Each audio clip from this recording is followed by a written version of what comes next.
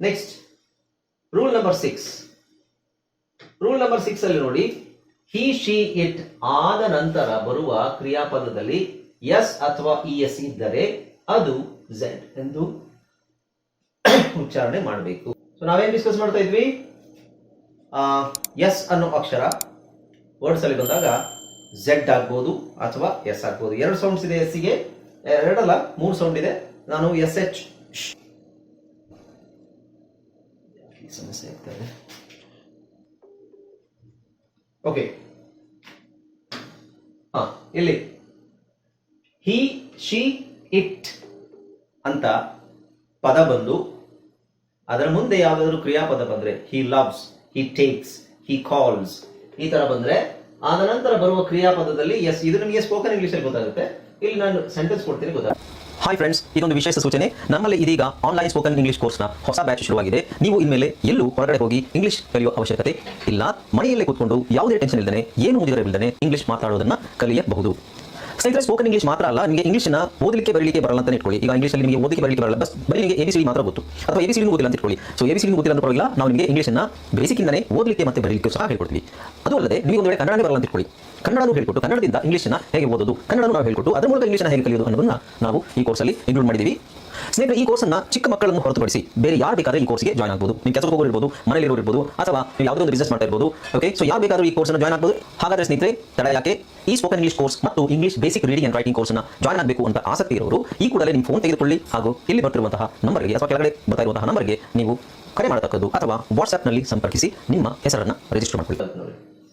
So ಇದ್ದರೆ E S ಅಥವಾ ಬರೀ ಎಸ್ ಹಾಕ್ಬೇಕಾದ್ರೆ ಅದು ಝೆಡ್ ಅಂತ ಆಗುತ್ತೆ. ಉದಾಹರಣೆಗೆ ನೋಡಿ, ಶಿ ಲವ್ಸ್, ಇಲ್ಲಿ ಝೆಡ್ ಅಂತ ಹೇಳಬೇಕು. ಶಿ ಲವ್ಸ್ ಅಲ್ಲ, she loves. He comes, he comes, he comes ಅಲ್ಲ, he comes. She tells, it does. He cries, he tries. Flies, ಇಲ್ಲಿ ಐಇಎಸ್ ಫಾರ್ಮುಲಾ ಇಲ್ಲಿದೆ ನೋಡಿ, ಅದೇ ತರ. ಓಕೆ, ಸೊ ಶಿ ಲವ್ಸ್ ಅಂತ ಹೇಳಂಗಿಲ್ಲ, ಶಿ ಲವ್ಸ್. ಸೊ ಈ ರೂಲು ಈ ತರ ಅನ್ವಯ ಆಗುತ್ತೆ. ನೆಕ್ಸ್ಟ್ 7th ಒನ್ ನೋಡಿ, ಪೊಸೆಸಿವ್ಸ್ ಆಫ್ಟರ್ ವಾಯ್ಸ್ ಸೌಂಡ್ಸ್. ಅಂದ್ರೆ ಪೊಸೆಸಿವ್ಸ್ ಅಂತ ನೋಡಿ, HIS his, HERS hers, THEIRS theirs. ಇಲ್ಲಿ ಎಸ್ ಅಂತ ಹೇಳಾಗಿಲ್ಲ ನಾವು. So R is a voiced sound. Voiced sound ಆದ್ಮೇಲೆ, ಯಾವಾಗಿಂದ ಫೋನ್ ಮಾಡ್ತಿದಾರಲ್ಲ, ವಾಯ್ಸ್ಡ್ ಸೌಂಡ್ ಆದ್ಮೇಲೆ ಎಸ್ ಬಂದ್ರೆ ನಾವು ಅದು ಝೆಡ್ ಅಂತ ಹೇಳ್ತೀವಿ. Okay, his, hers, theirs. Okay, ಆಮೇಲೆ ಅಪಾಸ್ಟ್ರಫಿ. ಅಪಾಸ್ಟ್ರಫಿ ಸೌಂಡ್, ಅಪಾಸ್ಟ್ರಫಿ ಈ ತರ ಅಪಾಸ್ಟ್ರಫಿ ಬರುತ್ತೆ ನೋಡಿ. ಓಕೆ, ಅಪಾಸ್ಟ್ರಫಿ, ಮೈ ಪಾಸಿಟಿವ್ ಅಂತ ಹೇಳ್ತೀವಿ. Apostrophe, it is hours, it is my cousins, it is my friends ಅಂತ ಹೇಳ್ಬೇಕು. ಕಸಿನ್ ಆದ್ಮೇಲೆ ಅಪಾಸ್ಟ್ರಫಿ ಎಸ್ ಬಂದಾಗ ಇದೆಲ್ಲ ಡೀಟೇಲ್ ಆಗಿ ನಾವು ಪ್ರೊನೌನ್ಸಿಯೇಷನ್ ಬಗ್ಗೆ ಫೋಕಸ್ ಮಾಡಬೇಕಾದ್ರೆ ಇದೆಲ್ಲ ಗೊತ್ತಿರಬೇಕು. Okay, my cousins.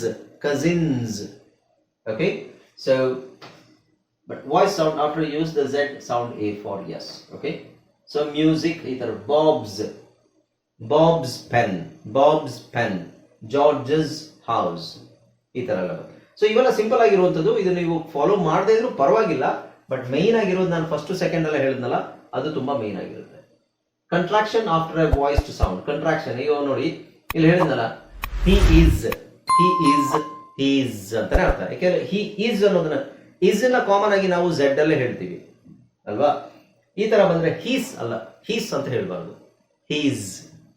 ಇದು ಈ ತರ, ಶಿ ಆದ್ಮೇಲೆ ಅಪಾಸ್ಟ್ರಫಿ ಎಸ್ ಬಂದ್ರೆ ಶೀಸ್, ಇಟ್ ಆದ್ಮೇಲೆ ಅಪಾಸ್ಟ್ರಫಿ ಎಸ್ ಬಂದ್ರೆ ಇಟ್ಸ್, ದೇರ್ಸ್, ದೇರ್ ಈಸ್ ಅಂತ ಅರ್ಥ. ದೇರ್ ಈಸ್ ಅನ್ನೋದನ್ನ ದೇರ್ಸ್ ಅಂತ ಹೇಳ್ತೀವಿ. ಓಕೆ, ರೂಲ್ ನಂಬರ್ 9 ಅಲ್ಲಿ ನೋಡಿ, when es is separate syllable after. Okay, so ಇದು ಎಕ್ಸಾಂಪಲ್ ನೋಡಿ, ಗೊತ್ತಾಗುತ್ತೆ ನಿಮಗೆ. ಇಲ್ಲಿ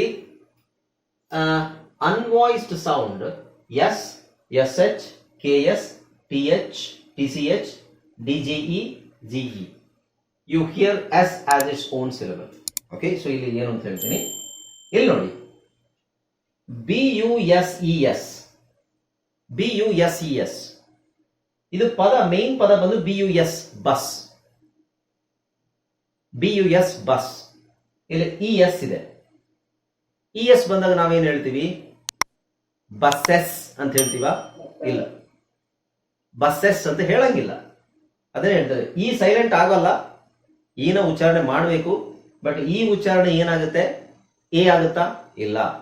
ಇದನ್ನ ನಾವು ಬಸ್ಸಸ್, ಇದನ್ನ ಹೆಂಗೆ ಹೇಳ್ತೀವಿ ಗೊತ್ತಾ,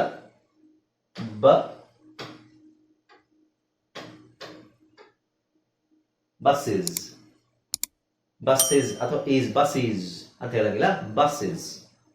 ಇದು ವಿಚಿತ್ರ ಅಂತ ಅನ್ಸುತ್ತೆ, ಬಟ್ ಹಾಗೆ ಹೇಳುದು, ಬಸ್ಸಸ್ ಅಲ್ಲ, ಬಸ್ಸಸ್ ಅಲ್ಲ, buses.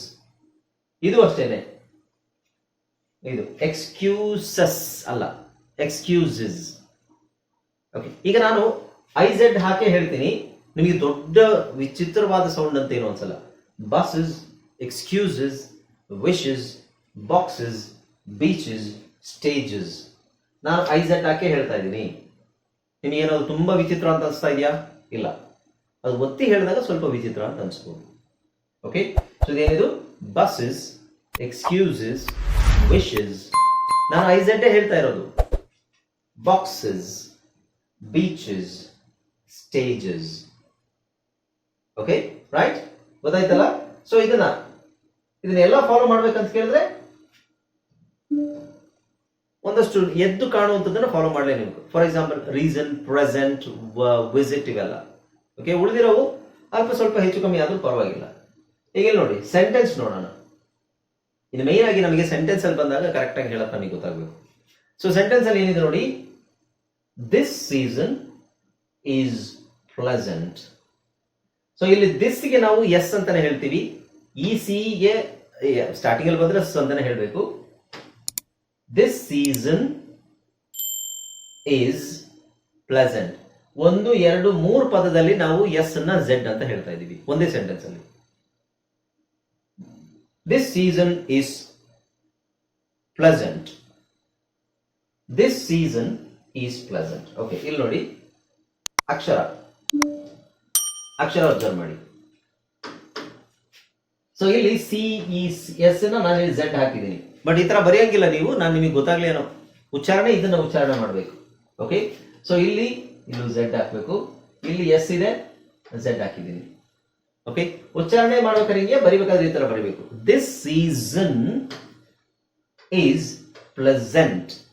This season is pleasant ಅಲ್ಲ, this season is pleasant. So ವ್ಯತ್ಯಾಸ ನೋಡಿ ನಿಮಗೆ. ನಾನು ಅದನ್ನ ಎಸ್ ಹಾಕಿ ಹೇಳ್ತೀನಿ, this season is pleasant, this season is pleasant. ಯಾವ್ದು ಸರಿ ಅಂತ ಅನ್ಸುತ್ತೆ? ಎರಡನೇ ಸಲ ಅಂದ್ರೆ ಇದು, right? Okay, my cousin listens to music. Okay, so ಇದನ್ನ ಹೇಗೆ ಓದ್ಬೇಕು? ಮೈ ಕಸಿನ್ ಲಿಸನ್ಸ್, ಇಲ್ಲಿ ಎಸ್ ನೀವು ಎಸ್ ಎ ಹಾಕಬೇಕು. ಲಿಸನ್ಸ್, ಲಿಸನ್ಸ್ ಇದನ್ನು ಝೆಡ್ ಮಾಡಬೇಕು. My cousin listens to music, ಇದನ್ನು ಝೆಡ್ ಮಾಡ್ಕೊಳ್ಳಿ. Okay, my cousin listens to music. Okay, ಹಾಗೆ please please please close the door after.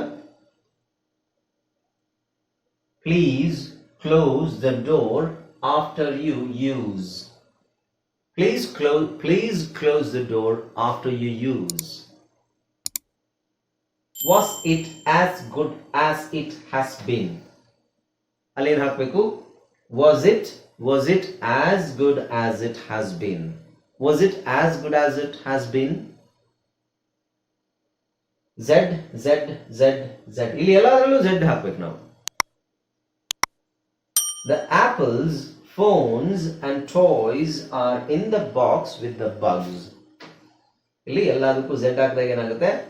The apples, phones and toys are in the box with the bugs. Okay? Right? ಈ sentence ಗಳನ್ನ ಬರ್ಕೊಳ್ಳಿ, ಅವಾಗ ನಿಮಗೆ ಒಂದು idea ಸಿಗುತ್ತೆ. ಎರಡು ಬರ್ಕೊಳ್ಳಿ. ಅಂದ್ರೆ ಝೆಡ್ ಎಲ್ಲಿ ಹಾಕ್ಬೇಕು ಅದನ್ನು ಬರ್ಕೊಳ್ಳಿ.